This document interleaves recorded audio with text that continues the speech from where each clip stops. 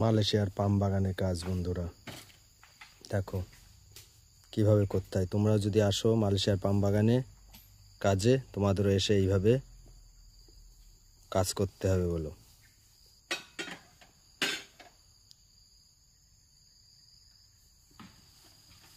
ঠেলা গাড়িতে করে এই বন্ধুরা পাম ফল ঠেলে ঠেলে রাস্তায় নিয়ে গিয়ে রাখছে।